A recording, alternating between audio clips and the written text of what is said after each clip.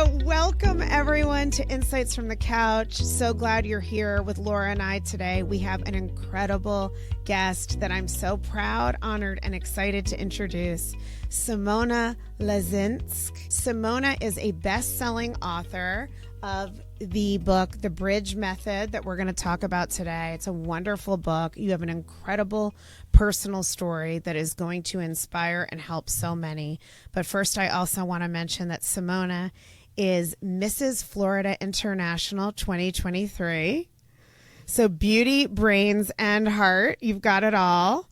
And tell us a little more about what's going on in your life. You're an accomplished businesswoman. Oh, well, thank you so much for that great introduction.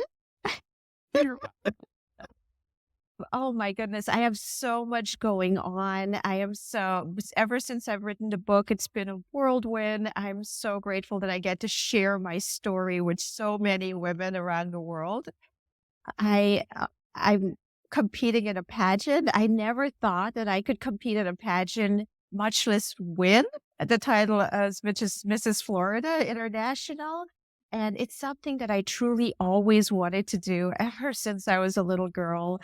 But not only that, my husband and I, we get to run a classic car dealership where we started about 6 years ago, and we're now the top Chevelle dealer in the world, which I am very proud to say. And I'm very proud of my husband. He has worked very hard, and it's a teamwork makes the dream work, right? Yeah, it's incredible what you've accomplished.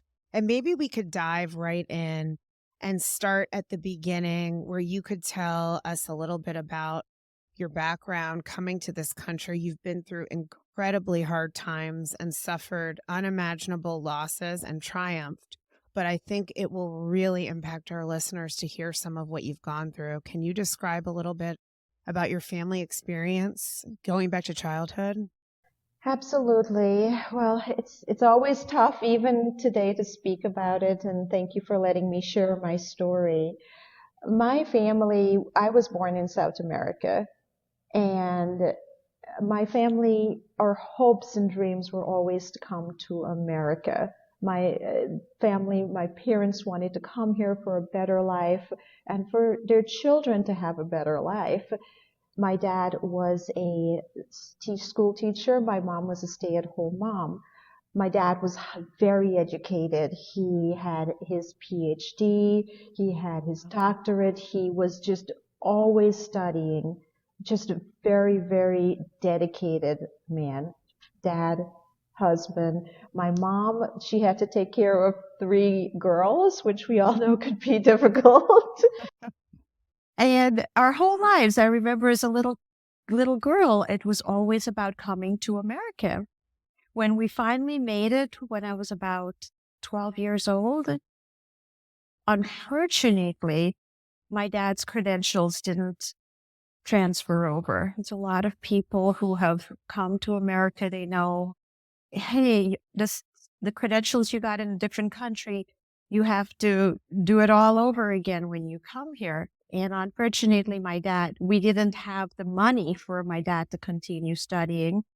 So he had to work 2 shifts in a restaurant just to make ends meet. We came here, didn't know anyone, and our lives became very tough.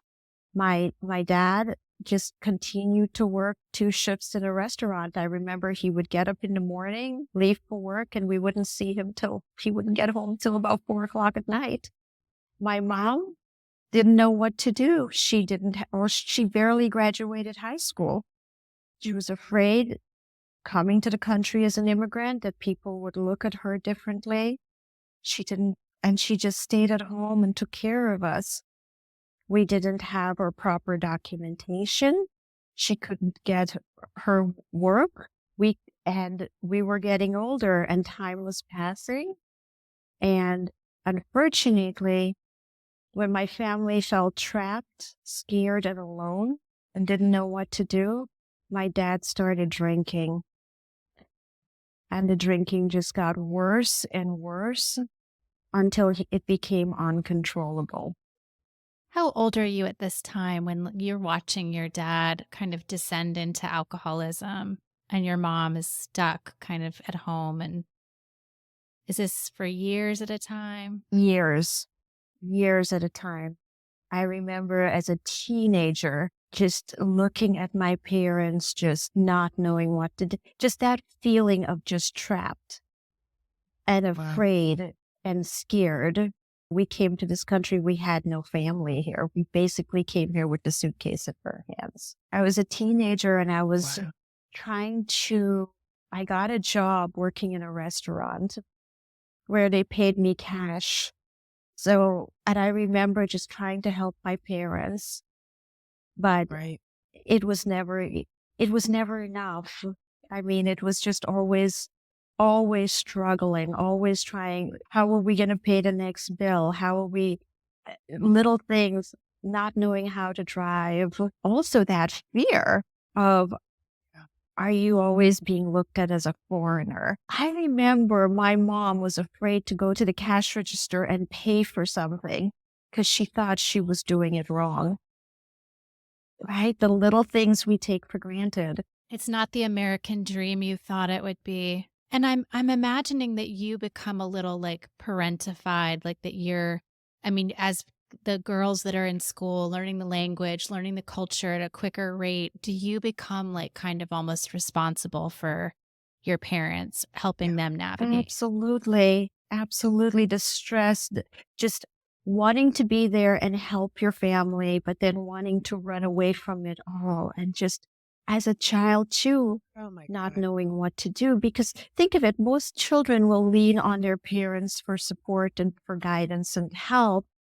I didn't know what to do. I didn't, as a kid, I remember just laying in my room. There were days I didn't even want to be here. Wow. Even the littlest things, right? That somebody else might not even think about. So how scary and overwhelming to leave your environment, come someplace completely new where you have no support, and then you have constant financial stress. You lose your credentials. You're doing everything your father loses his credentials, and you're doing everything possible to try to make ends meet, and it's still not enough. Just the stress of that, how that must have weighed on your parents, and then, of course, trickled down to you and your sisters. Absolutely. The stress, just wanting to be there and help your family, but then wanting to run away from it all. And just as a child too, not knowing what to do. Because think of it, most children will lean on their parents for support and for guidance and help. And then always feeling like, what about the kids that have that stuff, right? Why me? Why did this happen to me? But things don't get better. Like, I mean, things in your life, like there's one principle you're saying, one myth where it says, I should be feeling better by now, or like things should be getting better by now. But things kind of go from, in your life at this stage, from challenging to even more challenging. Absolutely. And I can't imagine how some of that couldn't happen in that dynamic where, you become the default adult in certain ways, which can often happen when somebody is immersed in drinking. And, I wanted to share something right out of your book and ask you about this that Laura and I both loved, because you talk a lot about in your method, which we'll get to, how emotions were handled in your family when you were young. Yeah. And not only in the immigrant experience, but just in previous generations, emotions so often weren't handled. So I want to read something from your book, if I could. So you wrote, you just did not talk about your emotions within the culture I was raised in. My mom was good at hiding what was going on in her life, even when she became very ill. We had no idea until it was too late. My dad was the same. When he felt stressed, pressured, or had a lack of self-worth, he hid behind a bottle. And then you say, Simone, I love this quote so much. I've never heard it, and I absolutely love it. Have you ever seen the episode of The Simpsons when Marge, Homer's wife, says to their daughter, Lisa, quote, take all your bad feelings and push them down, all the way down, past your knees until you're almost walking on them. And then you'll fit in and you'll be invited to parties and boys will like you and happiness will follow. Ooh. And you say, that was me.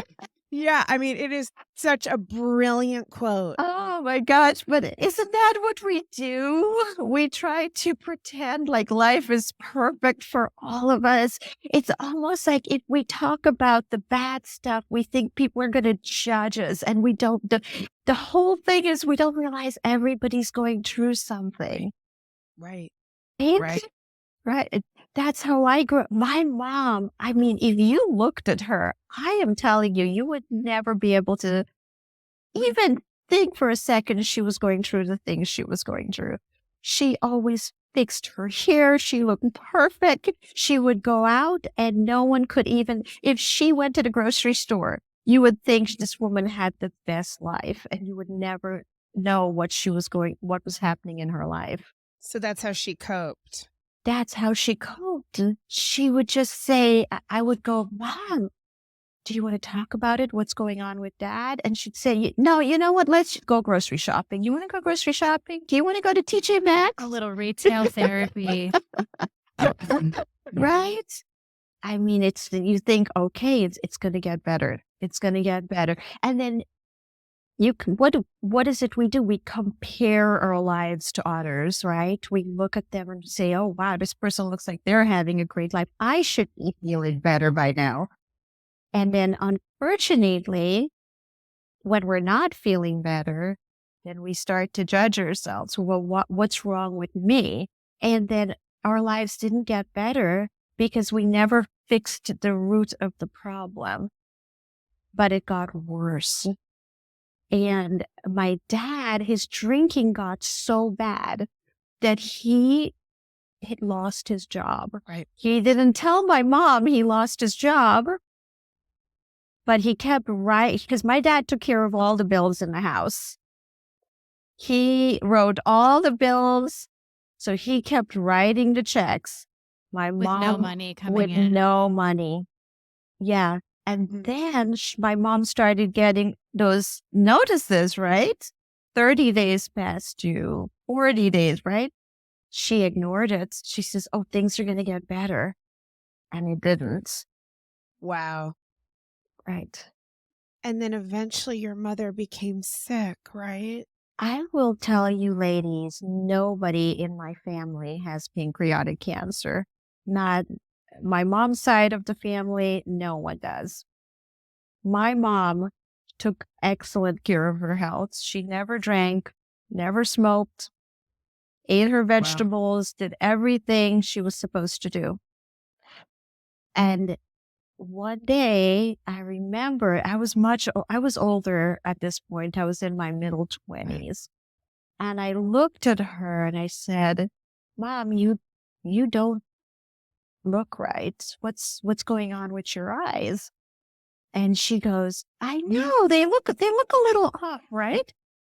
She goes, yeah. She goes, I think I'm just not sleeping enough. So I said, Mom, I think you got to go look at that. She goes, I think I'm not drinking enough water. I'm not sleeping enough. That's all it is. So I said, okay. A week later, I saw her again. I looked at her. I said, Mom, your eyes look very yellow. We need you to go to a doctor. She goes, I'll go in about a month from now. Denial as a strategy. Yes, denial. When I finally got her to the doctor, she was diagnosed with stage 4 pancreatic cancer. Oh my God. The doctors basically said, get your affairs in order, and said that she had 4 months to live. How old are you, Simona, at this time? I am about in my mid-20s at this time. Oh my God, Simona. This is years and years of just stress. Compounded chronic stress. Exactly. At this point, my mom, because remember when I was a teenager was when my dad lost his job, all that stuff. By now, I'm in my mid-20s.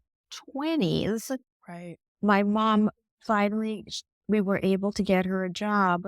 She was doing housekeeping.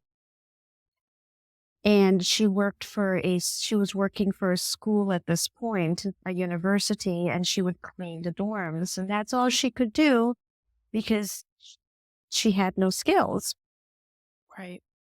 She says, I'm going to go to the doctor when school is out. By the time we took her there, the doctor said, get your affairs in order. 4 months, 6 months the max. We went back home and told my dad this. And my dad, again, here goes the denial, says, don't do anything. Don't take chemo. Wow. I remember just going to work and sitting there and crying and crying and saying, how could this happen to me? How could this happen to my family? Oh, Simona. And you're so young. Yeah. And my mom's about 50 years old at this point. Yeah, so my age. That's mind-blowing. Yeah. Right. I mean, can you imagine at this point, right? Oh, Simona. How does your family cope with this? Do your sisters come together? Are you guys like holding the family up, the three of you, or does this responsibility to fall to you, or how does this fall out? I'm the youngest of 3 girls. My middle sister, she basically has packed her bags and she moved away. She moved from Florida all the way to California. No one hears from her.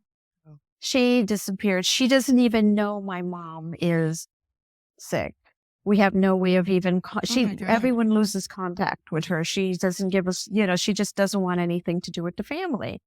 My oldest sister is going through her own situation where she's coping with her life with drugs, alcohol.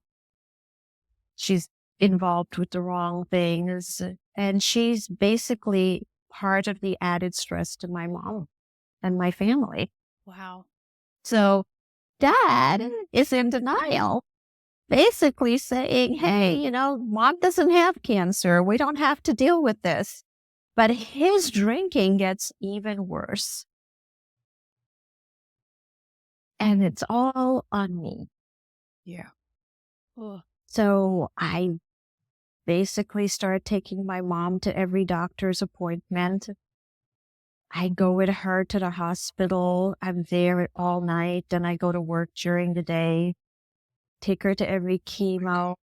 My dad, not knowing how to cope, he comes and he visits her in the hospital one time. Wow. And he brings a bottle. He takes an empty Coca-Cola bottle, and he fills it with alcohol to just cope with seeing her in a hospital bed. Wow. And the added stress compounds on my mom. Now, I do want to say my mom was a fighter. The doctors gave her 4 to 6 months to live. She survived 2.5 years with this disease. Wow. That's pretty rare, right? Which was unheard of back then. Stage 4 pancreatic. Absolutely. That's wild. Unheard of. Her tumor was in a location that the doctors could not cut it out, because if they did do surgery on her, she would have bled to death. There was that possibility. So she endured chemotherapy and radiation. And the great thing is that the chemotherapy shrunk the tumor. She went into remission. The cancer was gone from her body. The doctors called me into their office and said, Simona, this is unheard of. For pancreatic cancer, for the tumor to shrink like this, your mom is doing incredible. But while she was in remission, my sister continued to have her situation with her coping mechanism and the drinking and all the things she was going through. And then my dad, not being able to cope again, stressed my mom out. Yeah. And due to the stress, Yeah. the cancer came back. Oh my God. It came back.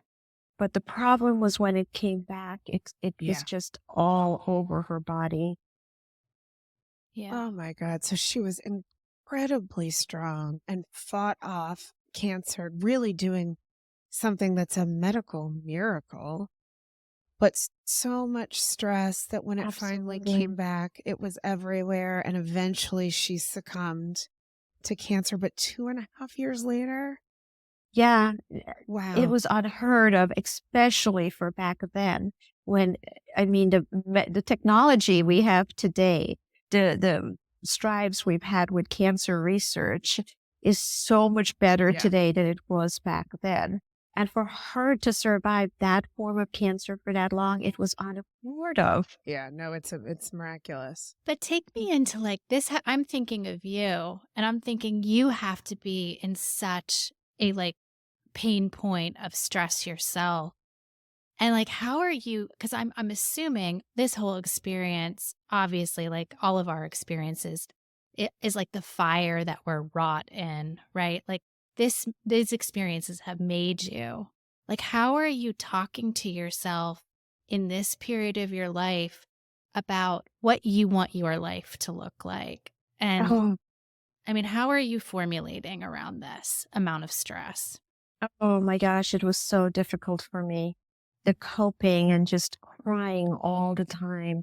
I started to see a therapist and Good. just I needed all the help I could get. And Of course. it was such a hard time for me in my life. And after my mom passed away, I became so angry at my dad and angry at my sisters for not being there for her. I became angry at my family. And I did something completely irrational that I don't advise people to normally do. But I quit my job. I gave my job a month notice. I quit my job. I packed my entire life up and I moved. I had to make this drastic change in my life because I knew that every time I passed a billboard, every time I passed a hospital where I lived, it just reminded me of my mom. I went into this manic depression. It was my first real experience I had with loss. And Yeah. I hated it. And I hated the world at that time. And I couldn't even focus on my job. All I did was sit at my desk and cry. And I, I was, I was lost. Yeah. And the only thing that I could have done was run from my problems. And I did it. I packed my bags. I threw everything in a U-Haul. I cleaned up my mom's apartment as best as I could. And I moved, and that's how I came to Central Florida. Wow. Wow. I mean, it makes perfect sense to me. Like, I can completely understand the impulse to want to be like, I'm out of here. And thank you for being so honest about the grief. Like, grief, it can just show up as like so much Yeah. anger and Yeah, rage. Yeah. I hated Makes sense. everyone. I hated where I worked. I hated my dad for uh, for reacting the way he did. I was done. When my mom died, I think I was done, and I needed that change. And obviously that ended up leading to so many good things for you, maybe not in the short run, but a very human urge to protect yourself by just getting away, trying to get away from all that pain. And of course, tragically, as you share in your book, that might have been your first experience with loss, but it wasn't your last. You went on ultimately to lose your father and your sister as well. Can you share just a little bit about that? Sure. So after moving to Central Florida and basically clearing my mind, becoming more of myself and allowing myself to let go of some of the pain I was feeling by just changing my environment, I developed a relationship again with my dad because after my mom died, what I didn't mention earlier was my dad basically, he packed his stuff and moved to New York. I said, I'm going to continue to have that relationship with him because I lost one parent. I wasn't going to lose a second parent. And so we spoke from a distance, but my dad's drinking got worse. He immediately found a girlfriend to replace my mom.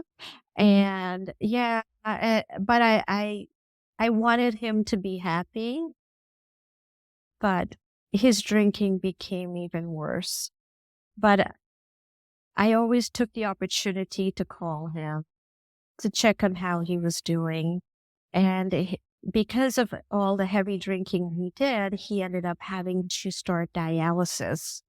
It took a toll on his body, his kidneys, his organs, and he started having to do dialysis quite frequently.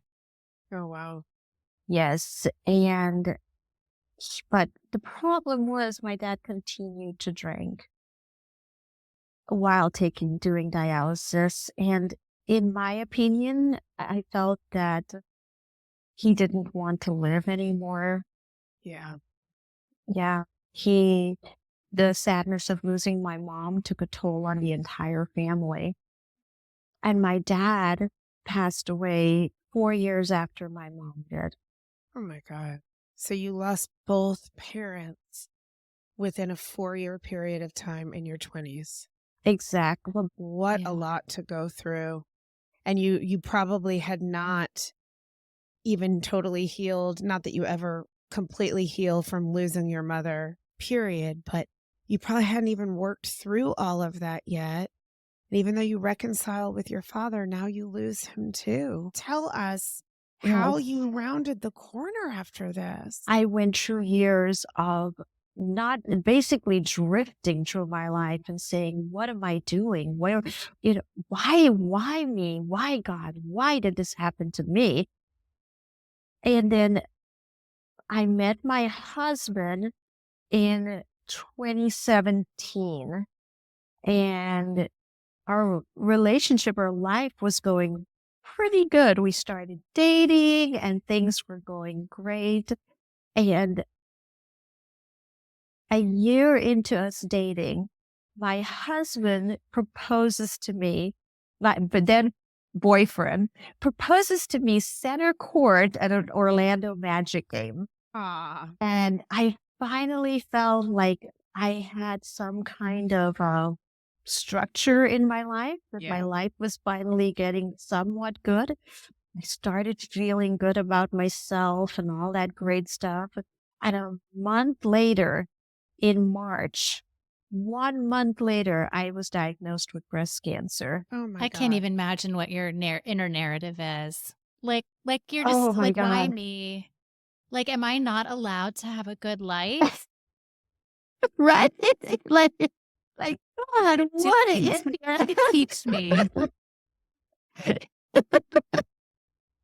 I remember getting that diagnosis from my doctor. Now, remember, I have all this stuff in my head about what I saw my mom go through with Trauma. cancer. Yeah.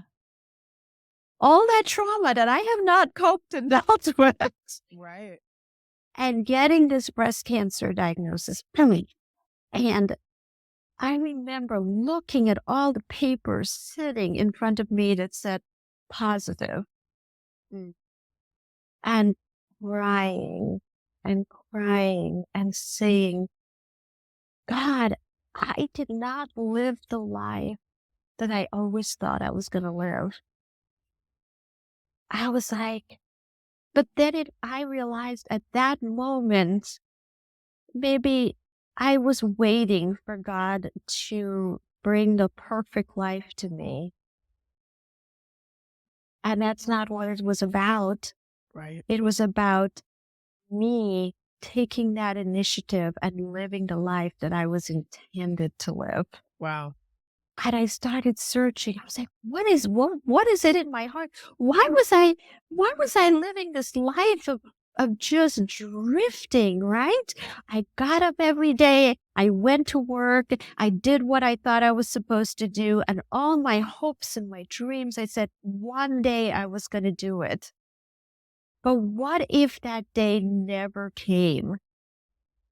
I remember when I was cleaning my mom's closet out after she died, she had bought these beautiful shoes and dresses and all these nice things, and they still had the tag on them. And she didn't wear them. And now it was just going to Goodwill. So why do we do that? Why do we, right? We all have these hopes and dreams in our heart, but it's like we put it off thinking we're all going to live to 90 years old, right? Maybe even 100. But what if that never happens? Oh my gosh, Simona, listening to you say this, I have chills. And I want to share one little quote you shared that Laura and I decided we're stealing because it's so good. I mean, it's exactly what Plastering you're on the saying, internet 'cause right? it's Like, so good. why don't we go for it? We have to go for it. And this is part of the bridge method, is taking action. And you share at the beginning of the chapter this Chinese proverb I love. The best time to plant a tree was 20 years ago. The second best time is now. I mean, mic drop. Now. Mic drop. That's it. Yes. Right? You cannot sunk costs. You can't redo yesterday, but you have an opportunity right now to make your life what you want it to be, even when you've been dealt an unimaginably difficult, painful hand. During that time, I realized that, hey, it is about me. It's not about anyone else. You are responsible for your own life. Yes. No one else can make you happy. No one else can do it for you. And that's what happens when you're going through something like a chemotherapy and cancer treatments. You have to fight it for you. And that's when I started to realize, hey, these are the things that I needed to do to make myself better, to heal myself. Because I realized that while I was going through cancer treatments, while I went through all the things that I went through, I had to take care of me. And that's one of the reasons why I came out with the book, The Bridge Method. It's a step-by-step approach on how to cope with it, how to cope with loss, how to cope with when you're not feeling good. Because nobody does. Nobody is perfect all the time. No. Yes. No. Some people are just better at hiding it than others. Exactly. So true. So yeah, this was forged in crisis, and you were tested and tested, but you figured out a way to reclaim your life. Can you share a little bit with us about the bridge method? Absolutely. And we all have it in us. No matter how Yes. things seem, how difficult it might seem, there's always that light at the end of the tunnel, and you can always cross that bridge. And that's why I picked the name to be the bridge method, because Yeah. think of it, we can all cross that bridge, right? The first thing was the be part, right? To be aware. Because from the time I was a little kid, I remember having feelings. We all have these feelings in us. And we go, oh my gosh, I'm so angry. I'm so mad. But do you really know, like, why you're really angry? Why is it that sometimes there's a different reason behind or why we do the things we do. It starts with that honest question, right? To be aware of what we're feeling. And then Taking a true inventory. Yeah. yeah, right. And then the R is to reach out. Something my family didn't do. We never asked for help. Yeah. I'm sure if we did, there would have been resources and help and people that could have helped us. But we never asked for help, so we never received it. And then, of course, the I, internally, searching inward and reaching back inward and saying, why am I feeling like this? And then I love the D part, the decluttering, right? The declutter of our mind, of our space. Because we all have those spaces in our life, or sometimes it's the people in our lives that we have to declutter. After you've done all of that, this is the part where you go and you take action. Yay. Amen to that. It's never Right. too late to wear those dresses and those shoes and Yes. take control of your life. And in the book, I actually give you an approach on how to do it. I give you ideas on how to go take action. So take us into E. Like, what is the cherry on the top of the bridge method? The E is the final step. It's the step of after you've done so much work, after you've searched within yourself, you've done the hard stuff, you've made yourself uncomfortable. The E is to enjoy your life, every bit of it, every morsel of it. I want you to, at the end of your life, say, my life was incredible. This is the life that I wanted. I lived a full life. Let your life be this book that you read and you go, this was a beautiful, interesting life that was worth reading, that was worth being a part of. This is a damn good story. Yeah. Right. Because at the end of the day, what is the point? It is about being yourself, creating a good life, and enjoying it. Everything about you is so inspiring. And I just think everyone's going to get so much from hearing your story. So we really appreciate your vulnerability. It's not easy to just open up and share the hardest parts of your life and moments where maybe you didn't cope the way you would have wanted to ideally. You said it all, and it's so impactful. So thank you. Thanks for being here with us. Oh, I'm so appreciative, and I appreciate you ladies allowing me to share my story. This is very special to me. Thank you. Oh, you're so welcome, and we're so grateful to you and know many good things to come for you ahead. I have no doubt the way you embrace life. So we will link to Simona's amazing book, The Bridge Method. Check out insightsfromthecouch.org. And of course, if you liked what you heard in this episode, and we hope you did, please remember to follow, share with your friends, and leave us a 5-star review. Thank you so much for being here, and we will see you next time.